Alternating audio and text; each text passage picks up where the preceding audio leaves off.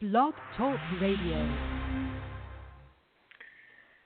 Hello, everyone in the franchise world. My name is Paul Segreto, and this is Franchise Today. Today's date is July 13, 2016. I'm reporting from the great city of Houston, Texas, where today the heat index will be no less than 115 degrees. Things are really heating up here in the southeast part of Texas. My co-host, Stan Friedman, is traveling today, so will not be with us. Safe travels, Stan. Have a good time wherever you are traveling today.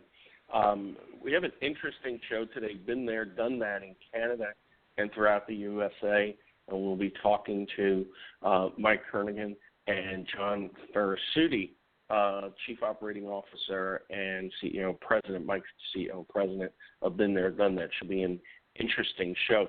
We're kind of getting into the dog days of summer. I wanted to talk some about, upcoming events in franchising, and one in particular in September. And as Stan said last week, September is just really not that far off. So as you're, vacationing and taking a little bit of time out of your busy day and busy week, get on the calendar the 2016 Fan Annual Meeting, which is coming up in September at the JW Marriott in Washington, D.C. It's your opportunity to share your story with lawmakers on Capitol Hill to help them understand how important franchising is to the economy. And if you're part of the International Franchise Association committees, make sure that you're there as well, because there will be committee meetings. And as I said, it's a big event. It's your opportunity not only to network, but certainly your opportunity to share your story on Capitol Hill and protect this great thing we call franchising. So it's very, very important indeed. Also want to talk about something else that the IFA is doing. As we know, the U.S. Department of Labor published its final overtime rule in May, and the IFA is prepared to help franchisors and their franchisees comply through a new online program that can help you navigate all the complex new requirements. In May of 2016, the Department of Labor issued the rule which raises the salary threshold for exempt employees from $23,006 to $47,400, and that's here, of course, in the United States.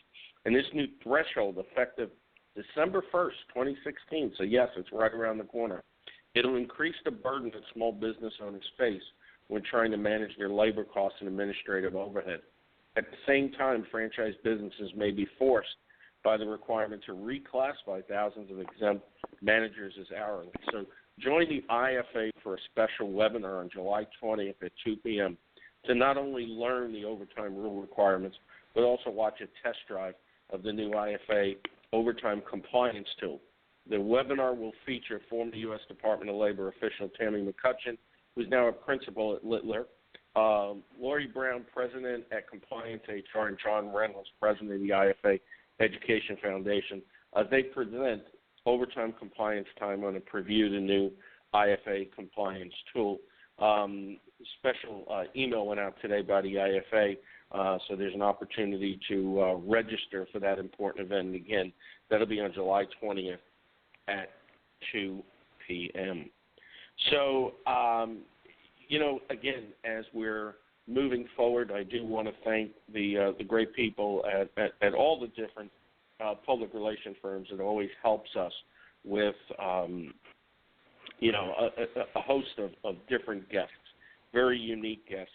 And as Stan has said, and as we've talked about the last few weeks, it's really amazing that, some of the guests that have been coming on of late, really have been below our radar. I mean, Stan and I both have been in franchising well over 30 years, and it's so great when we hear some of these great entrepreneurial stories coming out of, franchising these new and emerging brands. And I got to tell you, a couple of weeks ago we had Carmelo Marsala, the winner of the Next Gen Award program at the IFA.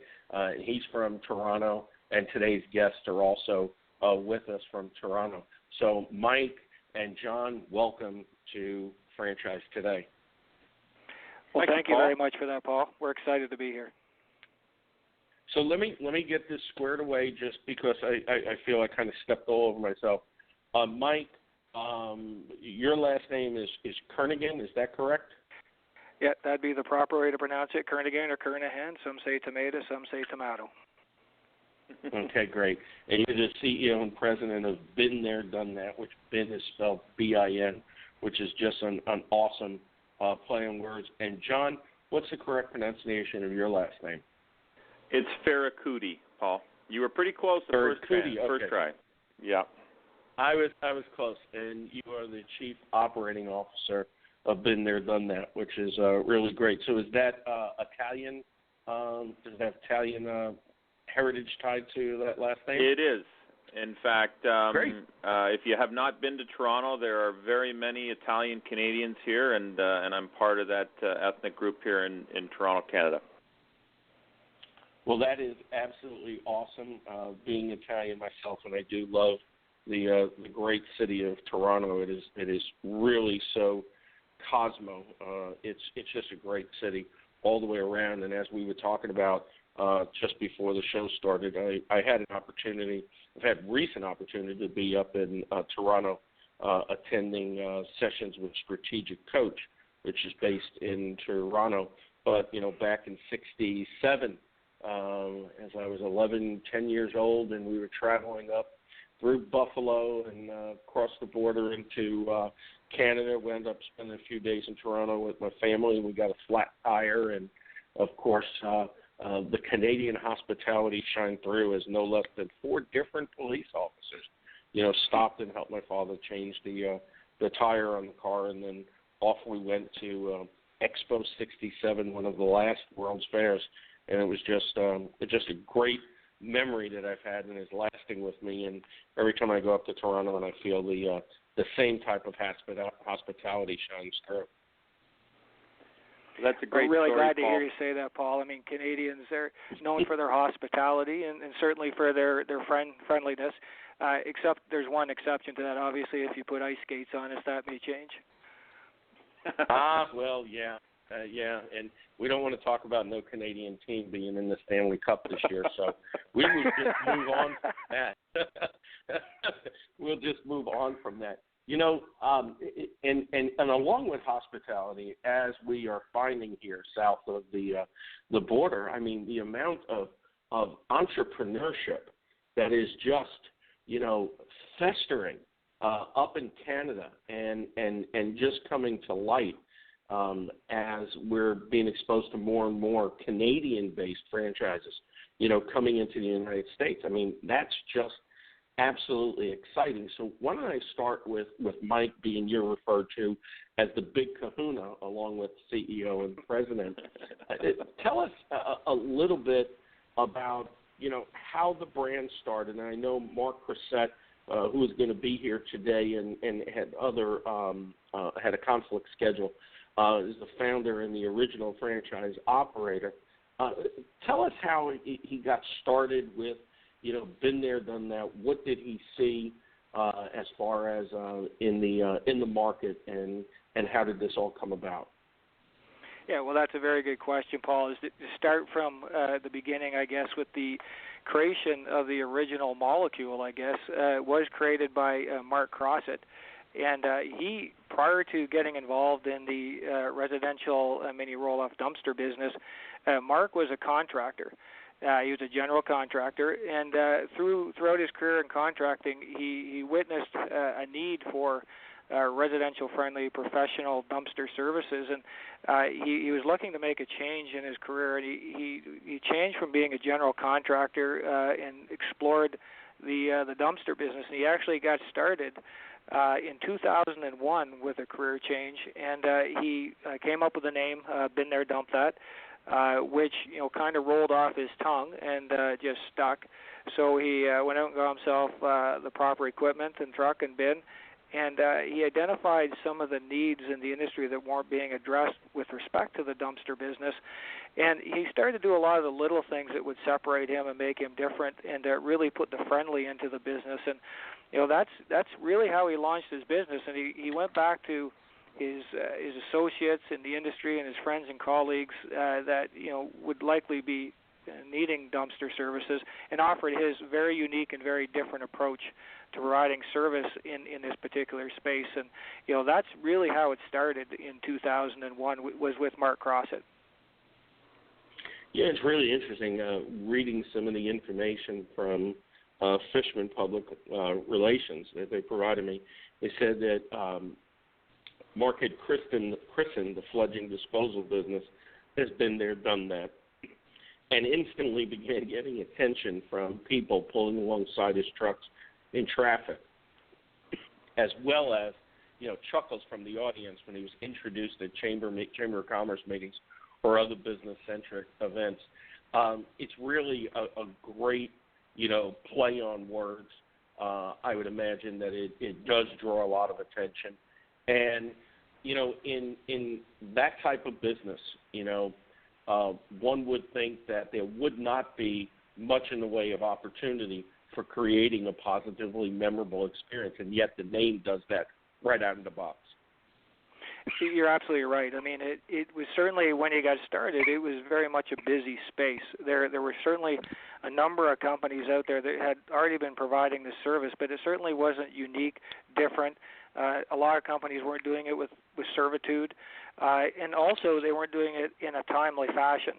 So, I first met Mark actually in 2002 myself, just shortly after he had gotten started. And unfortunately, or fortunately, depending on how you look at it, our home office at that time, we had a flood, so we had a disaster in our business.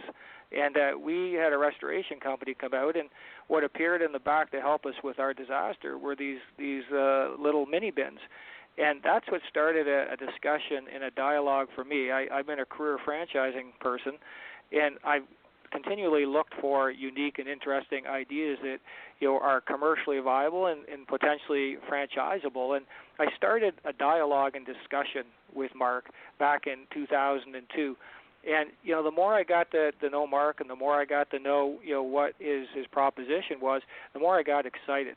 And I started to apply some of my franchising knowledge and systems, and I quickly realized that what I was seeing was something that was completely franchisable and something that I could replicate right across North America. And not to mention that I thought we could add some of our skill sets to it, but it was something that I really look for in franchising, being mobile, being residential, and also having reoccurring revenue. Reoccurring revenue was something that I'd always look for in a franchise system, and all the things started to add up and line up. And Mark and I together created the Been There, Dump That franchising company in 2003, and we went out and awarded our first franchise in Calgary, Alberta. Wow, that's awesome.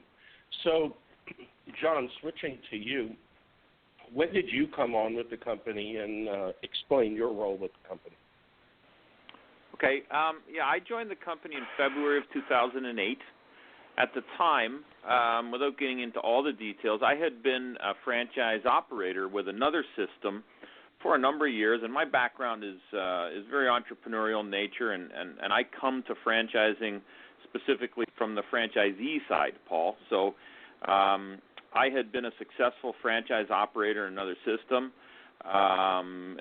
developed some new and different marketing strategies for that company, and because of that, I was asked by that franchisor to join their support team, first as a consultant, and I kept my own franchise, but then they suggested I sell my franchise business and move over to the franchisor side, which I did, and really enjoyed being able to support the other franchisees in that system. And then from there I moved into franchise development and had a good time at that.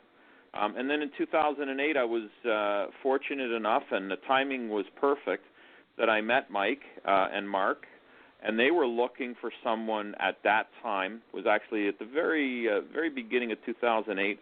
They were looking for someone to just sort of take the lead with the Been There, Dump That system, which was new and still fairly small at that time, And so, the timing just couldn't have been more perfect. So I joined in 2008 specifically for franchise development, but very quickly I have a tendency to wrap my arms around everything I can reach. So I started to get involved in every aspect of the business back then. And, in fact, I was the first employee of the franchisor for Been There, Dump That.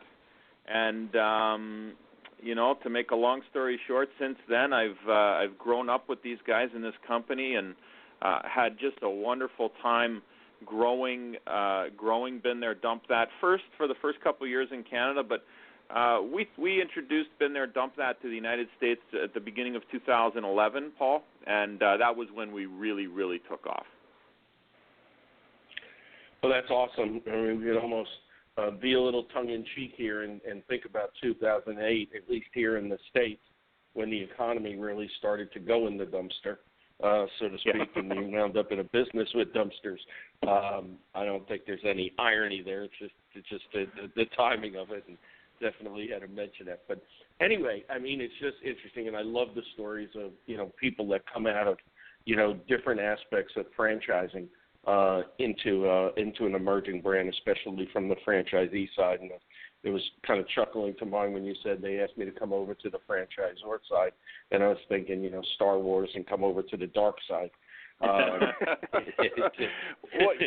Paul, I have to say, I really have to say that every day in my role here as the COO, I reach back to my past as a franchisee because I think it serves us well as franchisors, to really understand that on Friday every franchise operator in our system has to make payroll, and when you attack it from that angle, it really forces you as franchisor to understand the importance of creating a support team that is designed to help the franchise operator at the local level.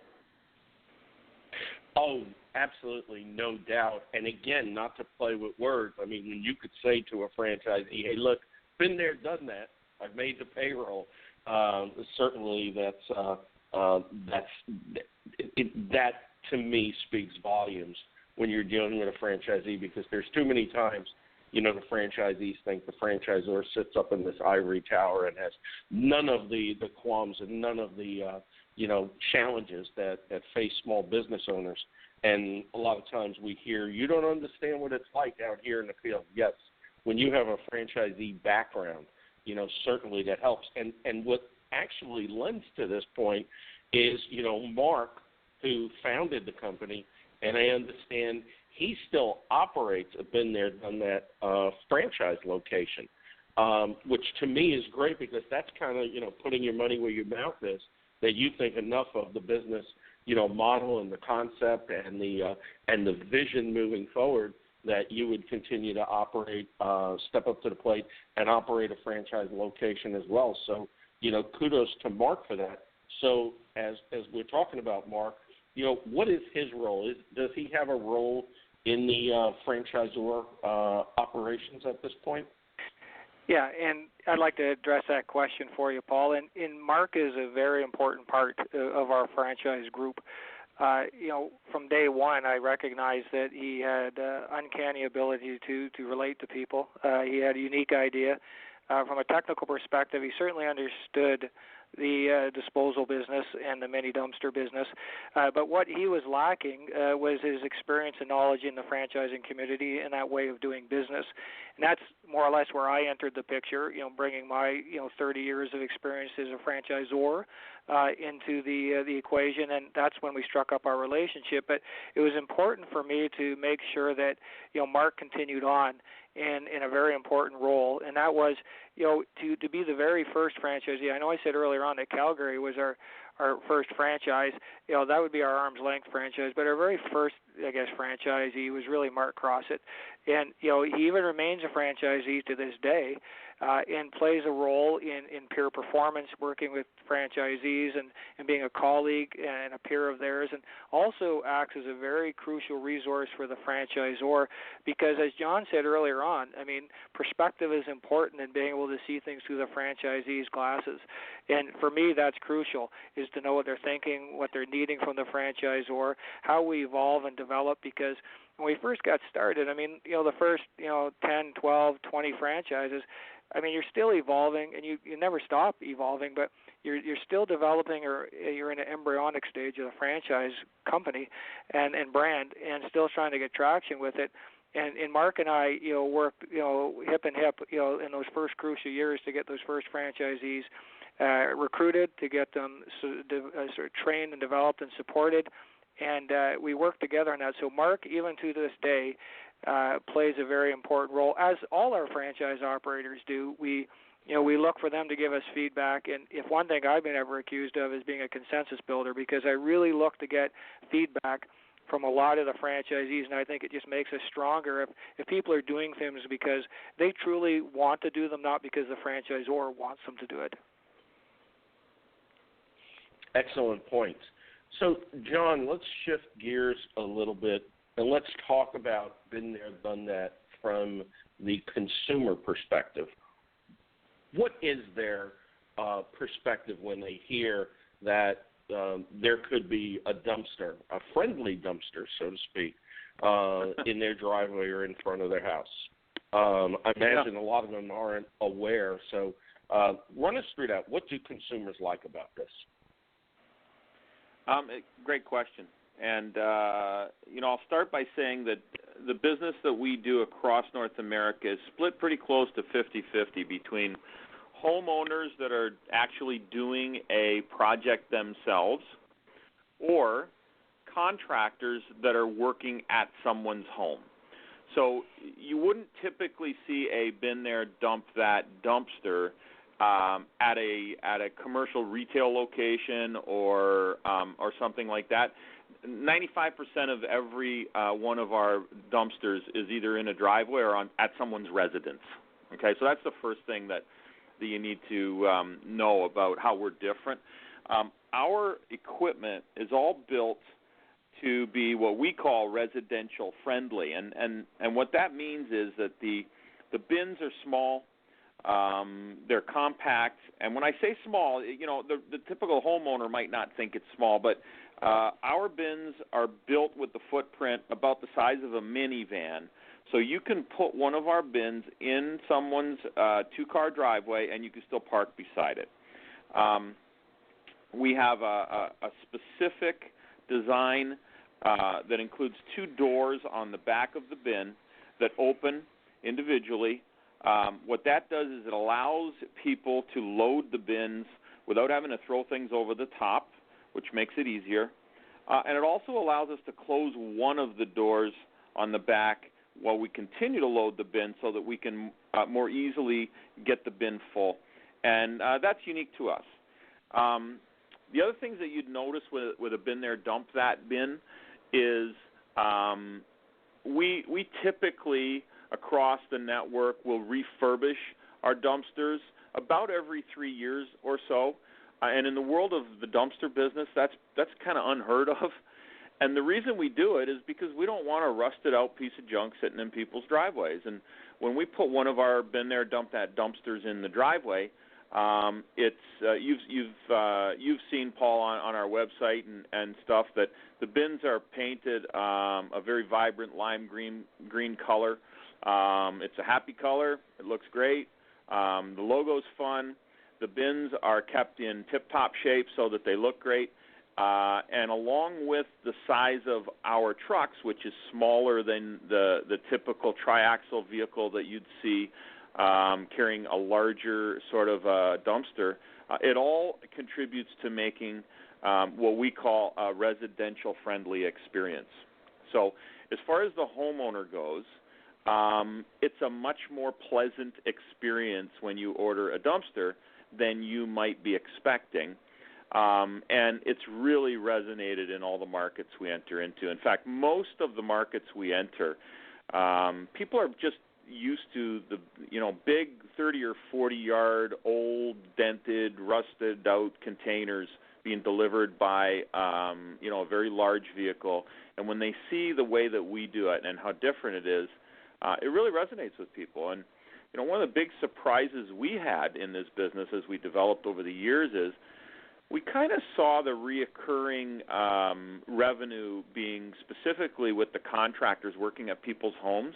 But we were really surprised, and it continues to surprise and delight me, is the amount of homeowners that have included been there, dump that in their regular yearly maintenance of their home. And it just amazes me how many people will order one of our dumpsters every spring to do their home, spring clean out. Clean out the garage, clean out the old deck from the backyard, all that kind of stuff. And we've got a whole bunch of homeowner customers that use us now on a yearly and regular basis. And in fact, in some neighborhoods, neighbors have gotten together and they, 2 or 3 homeowners in a row who are friends and neighbors will say, hey, I'll get the bin there, dump that dumpster this year, and everybody contribute $100, and we'll clean our properties out over the weekend. Yeah, what a great experience. I remember one of the franchise community's friends, Brian Spindell, the president at PostNet in the Denver, Colorado area. I remember his wife, Carolyn, mentioned that she routinely would have a dumpster brought on their property and wake up her 4 boys and say, okay, it's time to clean out the house and get rid of the stuff for spring. So, yeah, I could definitely see it, especially with such a great lime green color that, looks well in the neighborhood, because nothing is worse than waking up one day and looking outside and seeing that 30-yard, old dumpster all rusted out sitting in front of the street. I mean, even more than the homeowner themselves, it's, I just imagine the people's faces, the other homeowners in the area saying, oh, man, we're going to have this in front, for the next how many days. It was interesting, and I was telling some of my staff the other day about been there, done that, and how it was residential. One of them said, well, it looks like the size of a minivan, as you had said. And they said, oh, wouldn't it be interesting if the dumpster looked like a minivan and then nobody would even know it's a dumpster? And I said, trust me, I'm sure they've looked at a lot of different angles on that. But it's great. Basically, y'all have invented the basically the residential friendly dumpster rental industry, so to speak. Do you see competition coming up behind you in the residential space? Well, sure, of course we do. I mean, any time you're going to be good, there's going to be others that are going to come along, and so we're seeing a little bit of that. But honestly, I don't see that as a bad thing at all. I mean, we're creating a new niche in the trash removal industry, if you would, and I feel like we're blazing a trail here, and I don't mind seeing others. We do have some very specific things that are still proprietary to us in terms of the design of the bins and so we're going to continue to do that. We also we take the residential friendly concept and we insert it in every single part of everything we do. In fact, we have a very specific way that we protect driveways so the bin itself doesn't even touch the driveway. Our drivers are uniformed and properly trained and understand how to communicate with the homeowner, which, again, in the world of the dumpster business makes us a little bit unique. And then maybe the most important thing to our network are some very, very specific strategic plans that we have in terms of marketing and how we market our product, not only to homeowners but mostly to contractors. And one of the really, really strong things that we've been able to do over the last few years is build national relationships with large companies who do contracting across America and in many cases across North America that know us, know exactly what to expect when they work with us in any market because we're very consistent in the way we provide our service. And so we've been able to build national relationships with these companies, oftentimes in the disaster restoration industry or home renovation or home remodeling. And so when we enter a market, they're expecting us, and they love when we arrive on the scene. And oftentimes these companies are also franchise companies as well. So we introduce our local franchise to their local franchise. They know exactly what to expect, and that's been a real real piece of our success is that part of it too. Right, and we'll talk more than that, more about that, about the franchise opportunity and what it means to candidates today, right as we come back from the break. This is Franchise Today. I'm Paul Segreto, speaking today with Mike Kernaghan, CEO, President, and John Ferracuti, Chief Operating Officer of Been There, Done That, North America's leading residential friendly dumpster rental franchise. Franchise Today is brought to you by FRM Solutions, offering best-in-class CRM and document management software specifically for managing franchise relationships. Built-in industry-leading Microsoft Dynamics CRM, FRM Solutions are both cloud-based as well as fully accessible from right inside your Outlook inbox. With FRM, you'll spend more time focused on growing the business while their systems and solutions take care of effectively managing workflows and collaborative communication with prospective and existing franchisees. You can sort, report, and dashboard all of your vital data and empower your team to accelerate franchise sales, streamline your store opening process, and better manage day-to-day operations, unit-level performance, and compliance. No hassles, no long-term contracts, no excuses, just solutions. FRM Solutions on the web at frmsolutions.com. Franchise Today is also brought to you by the Franchise Foundry, a business accelerator boasting more than 30 years of experience helping emerging brands bring sustainable growth to their franchise concepts. Franchise Foundry uses a hybrid coaching and consulting approach that fosters effective solutions for their clients in several aspects of the business, including general, operational, and change management, traditional and digital marketing, relationship and business management, and, of course, franchise recruitment and development. The Franchise Foundry also assists brands with raising capital and the exploration of mergers and acquisitions. Learn more about their expanding list of clients across various industry segments at franchisefoundry.com. That's www.franchisefoundry.com for my company, the Franchise Foundry. So let's shift further into it. You were just saying, John, which lends towards some of the benefits and some of the strong points of the franchise organization. And so I'd like to switch over to Mike a second.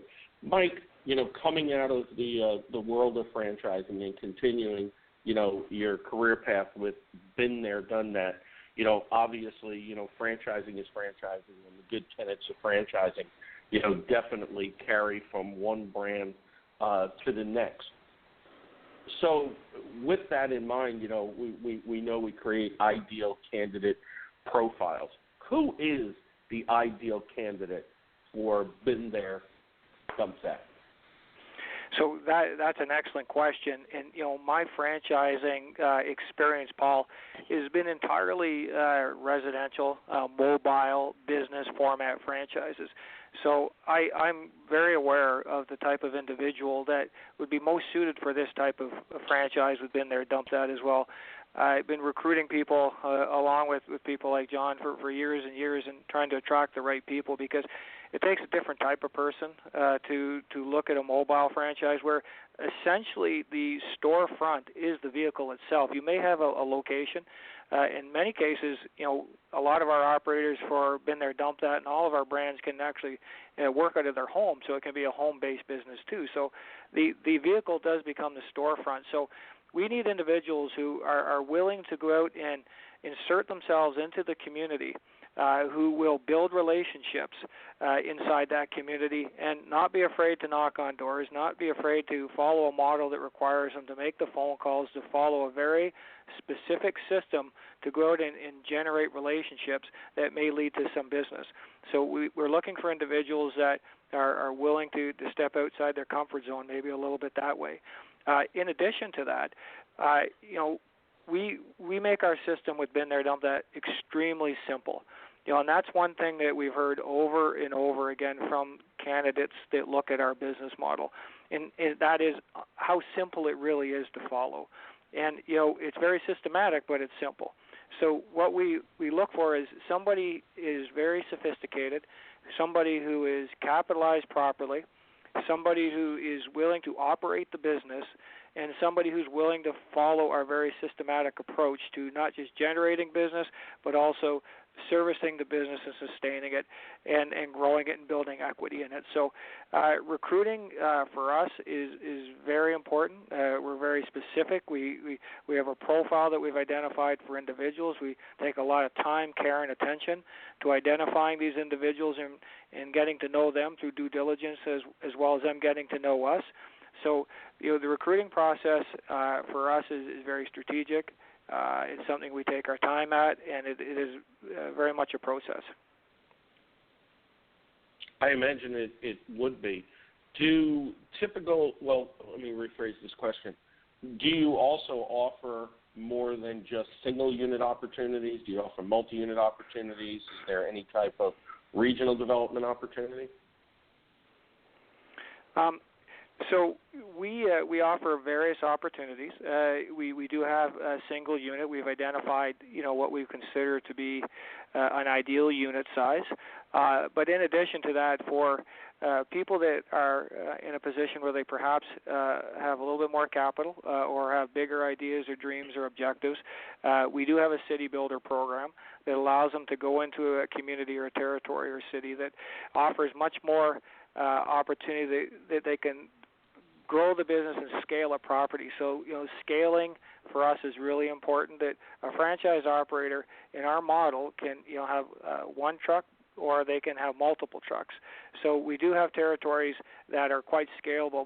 And I would really say that the majority of the people that are investing in Been There, Dump That, they're not looking for a job. They're looking for an investment in a business and something that is scalable, so they can go into a market and really captivate that market with the service in over time and something that will build into a substantial investment. That's very interesting. I like that city builder program. It just gives a nice vision, and it gives the type of individual that has a little bit more entrepreneurial flair to be able to build an enterprise, so to speak. I would imagine throughout the city and have multiple trucks. John, shifting back to you, what type of training can a franchisee expect when they buy a franchise with Been There, Done That?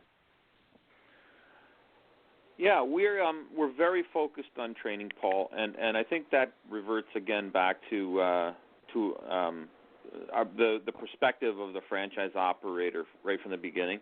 Our director of franchise support, and in fact, we affectionately refer to our support team here as the super support team, and because training and support starts the moment that a candidate really contacts us to find out more, and we look at support and training as a phased system. Starting with the development phase, and then once we sign someone up and award them a franchise, they enter into the second phase, which is what we call the pre-training training. So we usually spend somewhere between 3 and 6 weeks between the time that a franchise operator will sign up with us to when they actually show up here at our training facility for a 1-week formal training session. And that 6 weeks is spent very strategically taking them through an extremely detailed checklist of items that we want to make sure that get covered in order for them to be not just prepared, but perfectly prepared for when they arrive here for their 1-week formal training session. So we introduce our candidates once they sign up and become franchise operators. We introduce them to the full support team in the form of a welcome call, and then they have weekly calls to go over all the tasks on the list to train them to get here to training. Now, once they arrive, it is a 1-week training session. It is very robust, if I can use that word, where we start off with some formal classroom training for the first 3.5 days or so. During that time, we introduce them first to some general business stuff. We talk about setting goals. We talk about a vision for your business. We work with them on what they see their business being 2 years from now, and we create a vision with them to do that.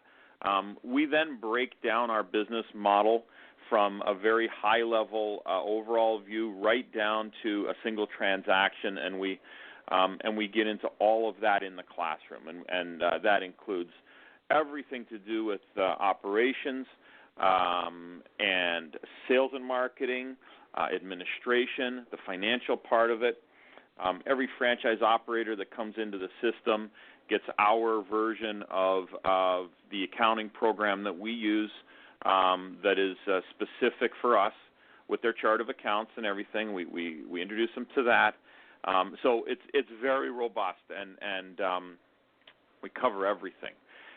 Then we get to the operational side in terms of truck operations, and we spend a half a day with everyone in Mark Crossett's location here in Mississauga, the west end of Toronto, and everyone gets a chance to sit in the truck and move some dumpsters around and learn how the hook lift works and all that sort of thing, and that's when we see a lot of big grins come on people's faces, because frankly it's kind of fun.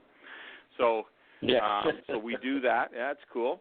And then we have our new franchise operators spend at least a day, and oftentimes they'll stay an extra day and spend time actually in the office, in Mark's office, seeing the day-to-day operation, and then with a driver in a truck riding shotgun. So they get to go out and participate in the actual doing business on a regular day. So that's really neat. People love that. And that's pretty much the formal training. Now, oftentimes what we also do is we'll place the franchise operator then at one of our existing locations for another day or two, so that they can spend some time with that franchise operator and see another perspective, if you would, on how to do the business. One thing I failed to mention there too is we have some proprietary operating software that we introduce during training. We don't actually train them on the software during training fully, because half a day that we spend at that during training in the classroom really isn't sufficient. But then when they go back out into the field, then we have some remote training that they participate in the software. It's straightforward software, and it runs your business for you, and that's part of it too. But you know what, Paul? It doesn't end there, and you've been in franchising a long time. Sometimes, the most important part of the training is the first 6 months of doing the business. And what we do is we have weekly scheduled phone calls. They're just an hour, about an hour in length, where we make sure that each franchise operator touches base with the super support team, just so that we can help them and monitor the development of their business for the first 6 months. And so we continue the training during that time. And it's usually right at about the 6-month mark that we will make our first site support visit, where one of our members of the super support team will actually go out, and we spend 2 to 3 days on the site then to just to make sure everything is running as it should, and continue the training and support at that time. Well, it definitely seems like there's a lot of attention to detail. There's no doubt, but more importantly, what I see in from what I'm hearing is relationship building at so many different levels, and I think that lends to a quote that I saw from James Spink, a been there, dumped that franchisee from Indianapolis, who's quoted as saying, "There was zero pressure and a lot of getting to know each other. They investigated us and our background, and we did the same with them. Their track record is proven, and it's an industry that continues to grow." And I think it just speaks volumes when you hear franchisees implying this level of relationship and trust that gets started, as you said, even the pre-training early on in the relationship, and it's extremely important. Switching back to Mike. Earlier, you had mentioned that franchisees could also be home-based, and of course, we hear a lot in franchising about home-based businesses, and it's children's education, and somebody's got a handyman service, or it's a B2B service, and obviously in those there's not a lot of equipment that goes along with it, and so specifically for the home-based franchisees, where do they put the dumpsters that aren't being used at the time that they are at home, and of course the trucks too? So I should really qualify that comment that I made about home-based business. And when I say that, there is an opportunity at the start to certainly have a home-based office. But obviously, when it comes to a staging facility, and we call it a staging site or facility, where the bins that are not rented or being used need to stay. So there has to be some form of staging facility. And we have very specific ideas to where we think this staging facility should be. I mean, ideally or hopefully in a high-traffic area where our bright green bins are highly visible. And this staging facility should, likely be near a dump site or a land transfer or some kind of transfer station. So they can work out of their home, the office, and a lot of times the office extends out of the house and into the truck. But they do need a staging site where they store the bins. But ideally, we don't really even want those bins, sitting in the storage yard or the staging site. We want those bins in driveways. And when they're in driveways, they're making money, and those bins are being filled. Our reputation for Been There, Dump That is the quick service franchise. I mean, we get those bins out when they're required and quick, and more importantly, we get them out of the driveway when they're full, and tip that bin and empty it and get it out to another customer. So your optimization in your bin inventory and your routing is crucial, and that's what the bin tracker software does for us. So having those bins out working in the community, there a lot of people say, well, what do you do for advertising? Well, we have a lot of digital advertising, and we have a lot of the traditional techniques. But heck, when you have 50, 60, 70 bins in a small community, those are like little billboards all over the place with our telephone number, very recognizable with our logo, and certainly we've taken ownership in that color. Bins are billboards. Yeah, boy, I tell you, you talk about a billboard all over town. That's just absolutely tremendous.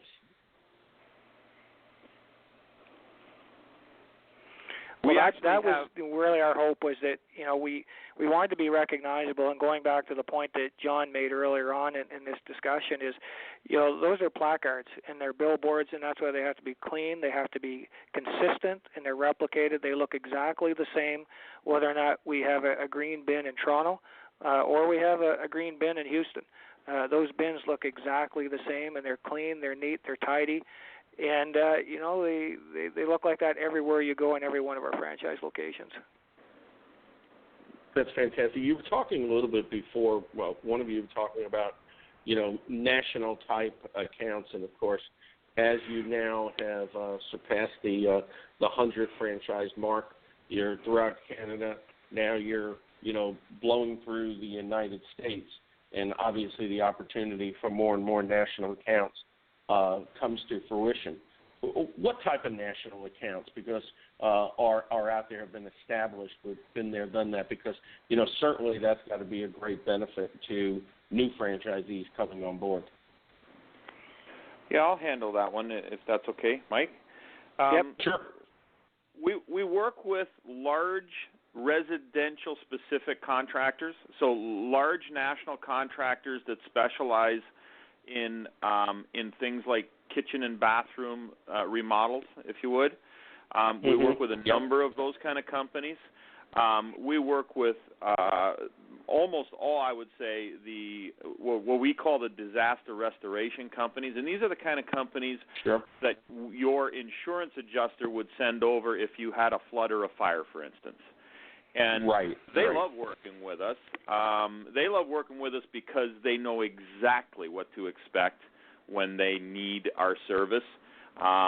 We actually have been working with these kind of companies for years and years.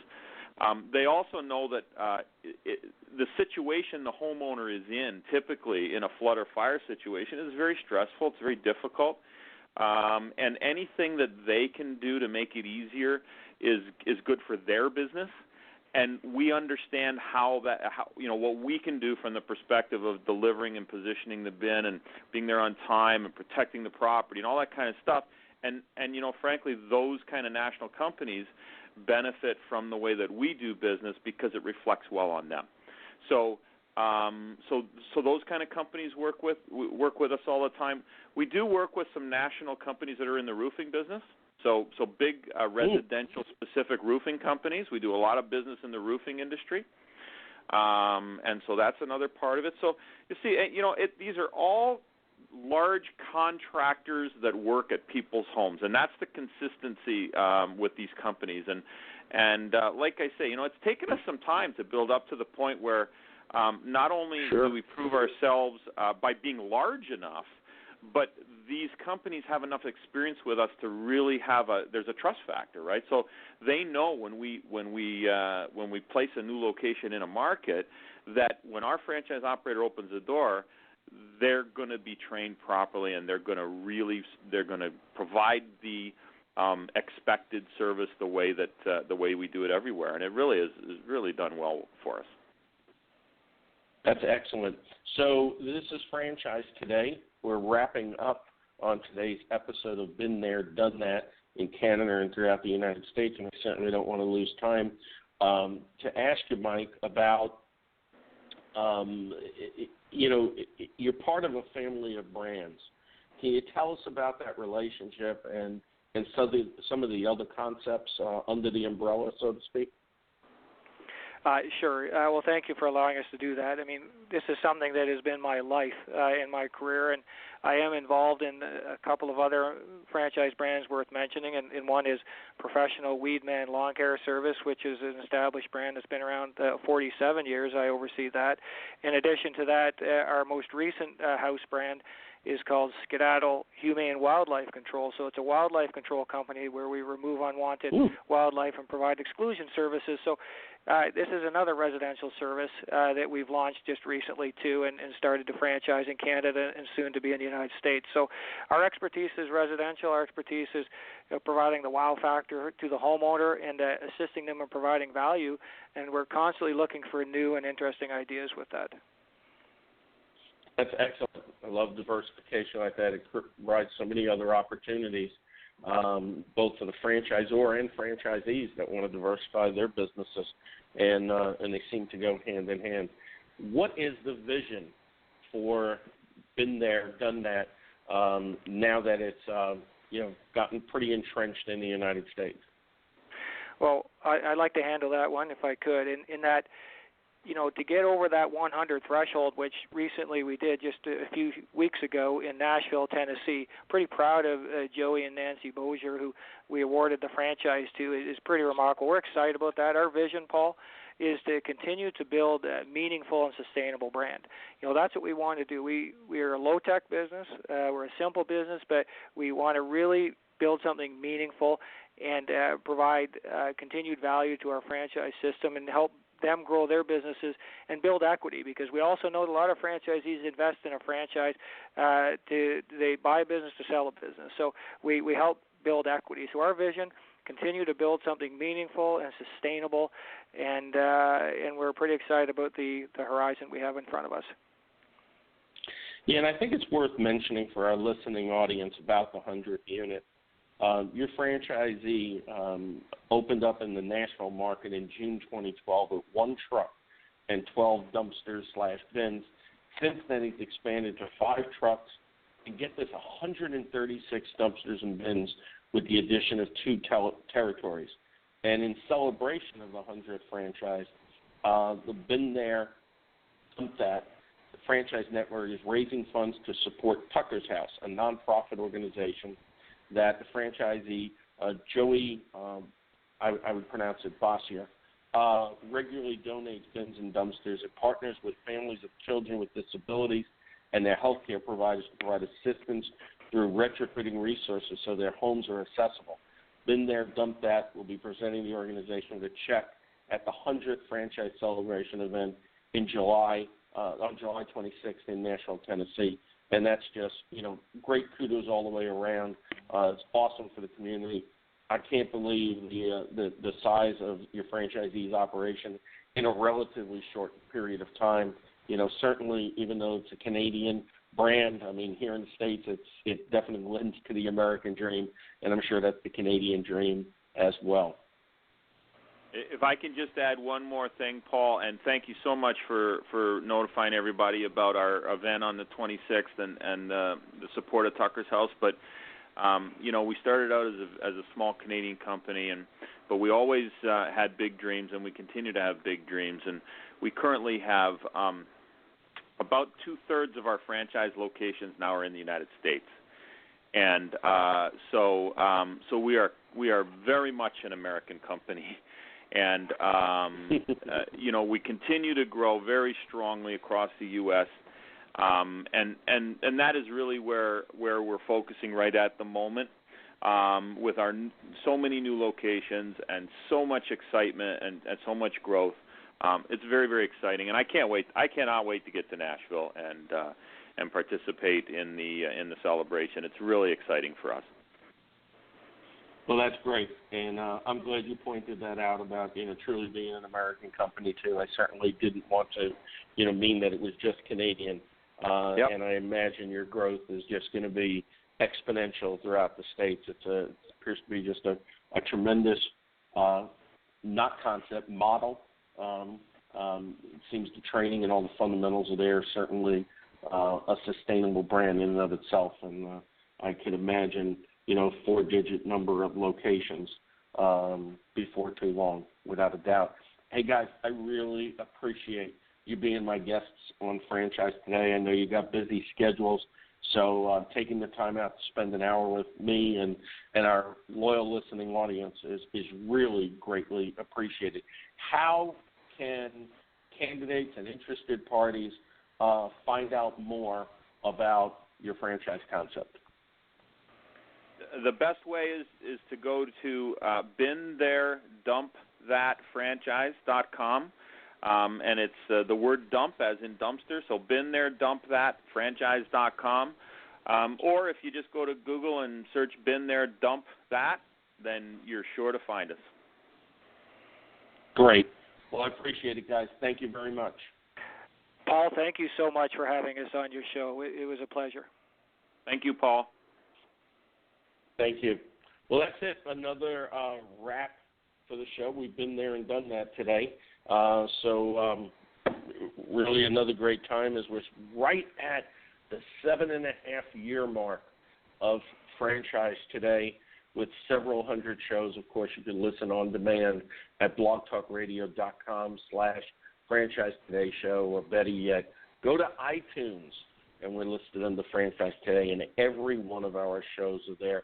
And, again, another great show with great, interesting information and very relevant information to franchisors everywhere that continue to use the content from Franchise Today in their internal education and training so that they, too, can become sustainable brands or build upon a great level of sustainability, because there are so many great ideas and so many great things that are being done by franchise organizations throughout the United States, into Canada, and, of course, into a number of international markets. So until next week, my name is Paul Segreto, wishing you the best, the very best, in this great, great thing we call franchising, and Franchise Today is out.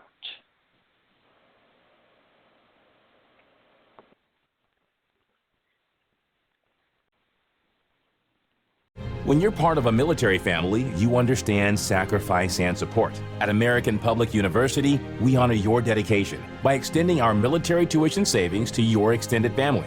Parents, spouses, legal partners, siblings, and dependents all qualify for APU's preferred military rate of just $250 per credit hour for undergraduate and master's level programs. American Public University, Value for the whole family. Learn more at apu.apus.edu/military.